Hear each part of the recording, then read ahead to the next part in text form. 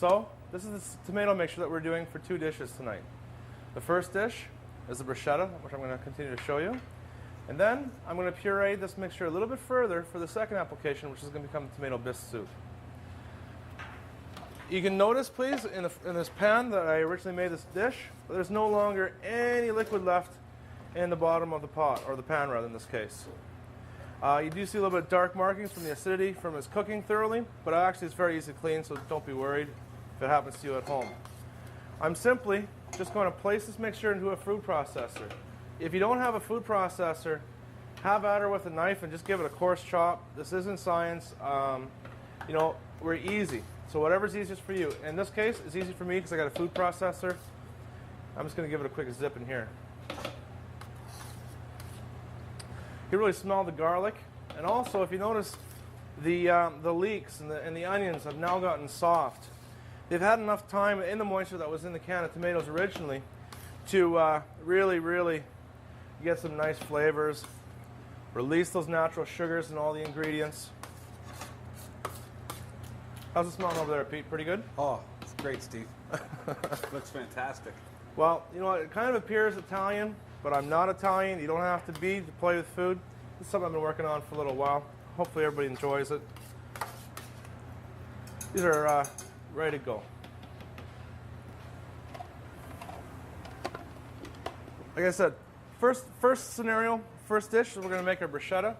So I don't want it overly pureed for the bruschetta. However, the second batch, I am going to puree it fully, and I'm going to add it to my boiling stock that I have in the stove.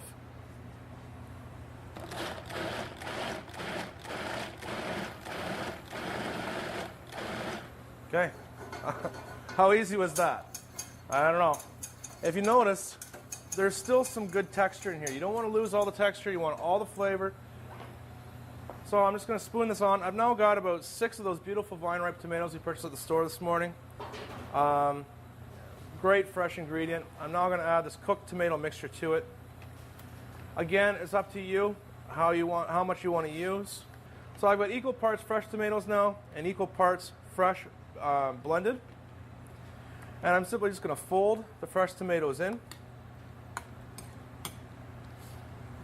Smelling wonderful.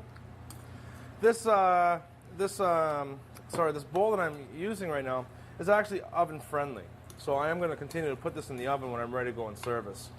So here I've got some fresh oregano and fresh basil chopped. I'm just going to season it up quite heavily with this. You know, this is not your average everyday bruschetta, obviously. Normally it's straight basil. But I really love the flavor of fresh oregano. So that's the reason why I'm incorporating it. And this is about it, you guys. So this is what we're going to do. This is how we're going to finish it. We're going to clean the sides of the bowl. We're going to keep it kind of mounted up in the middle. So because when you're a good cook, you're always working with presentation. So I'm going to have a nice little mountain of it in the middle of the bowl. Now, a little trick of the trade. Keep the bowl clean because you'll prefer it down the road if it's clean. And this is the easy part and the fun part of it. This is my favorite part, actually, is the cheese.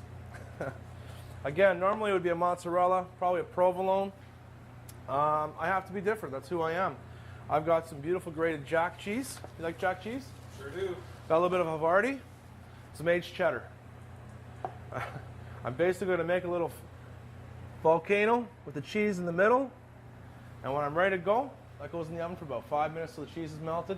The idea is I'm going to put us in these beautiful crostinis that I baked off earlier today with that baguette on the outside and some garlic pitas. Oh, yeah. So easy and most importantly, so good.